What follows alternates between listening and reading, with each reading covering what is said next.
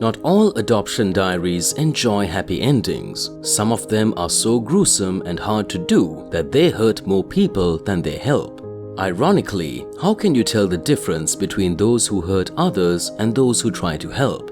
We've read many stories about how adoption was a miracle that made people's lives better. Many people who want to have kids are happy when their hearts and homes are full of loud giggles, cries, and out-of-the-blue temper tantrums.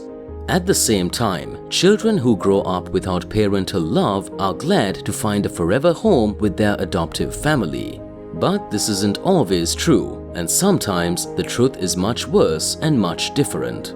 People in Norwalk, Ohio, expected Sharon and Michael Gravel to have a busy home. They were given 11 foster children to care for, who they later adopted. But inside the Gravel house, there was hardly a sound. Some of the couple's adopted children were said to be kept in cages. The cages had wires all over them and were hooked up to an alarm that would go off if the kids tried to get out. The kids were between 1 and 15 years old, and more than half of them were in cages.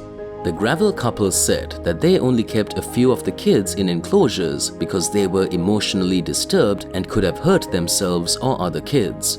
The couple from Ohio also said that some kids liked to sleep in the cage. Sharon said that even though there was a real bed in the room, one little girl liked to crawl inside the enclosure. Dr. Phil then asked Abba and Simon what they would do if they ran into the man who helped save them. But when the Huron County Sheriff's Office looked into the case, they found that the children were being abused, neglected, and treated badly because they had fetal alcohol syndrome and autism.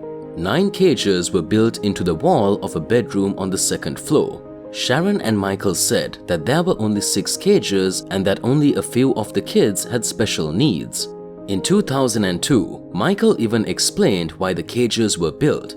He said that a child therapist told him to build enclosures to keep the kids from hurting each other. The enclosures were big enough to fit a twin-size mattress and gave the kids room to move around. Also, the cages were never locked, he said. In September 2005, when one of the children was found in the enclosure, the 11 children were taken away from the Gravel house.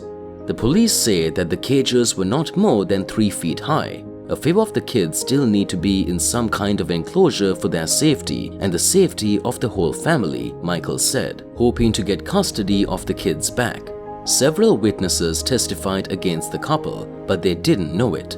At Sharon and Michael's trial, the Huron County Sheriff, Dick Sutherland, said that when he walked into the house, he smelled urine and saw wood-framed enclosures with rabbit wire. One report even said that the kids sometimes ate things that were not food. The kids were taken away from the Gravel house and put into foster care. In March 2005, their adoptive parents lost custody of them. Carlisle Smith, another witness, said he went to the Gravel house in 2003 to look for a part-time job as a babysitter. Smith, who is 54 years old, said he was shocked when he heard the couple call their children monkeys. During his 4-hour visit, he saw a boy who asked to use the bathroom in the middle of the afternoon, and Sharon told him that it wasn't his time. Sharon and Michael were eventually found guilty of 4 felony counts of endangering a child, 2 misdemeanor counts of endangering a child, and 5 misdemeanor counts of abusing a child. The couple spent 2 years in jail. After going to court for years, the 11 kids were able to get a settlement of $2 million in 2014. Their lawyer, Jack Landskroner, said that they were good kids and that the payment would help them move on with their lives. There were 7 public and private financial agreements with the agencies and counties that found Sharon and Michael Gravel a home for the children. In 2017, Dr. Phil brought together Simon and Abba, 2 of the adopted siblings who had not seen each other in 10 years.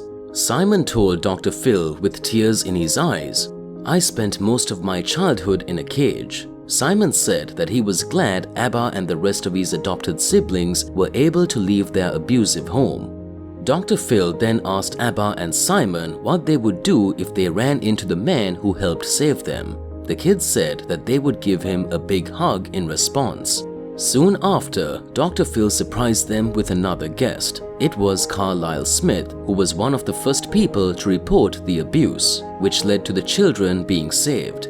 No one in the house could keep a dry eye as Smith, Simon and Abba gave each other a hug. Smith was very happy to see his children all grown up and doing well in life. We hope that no child has to go through a childhood like that.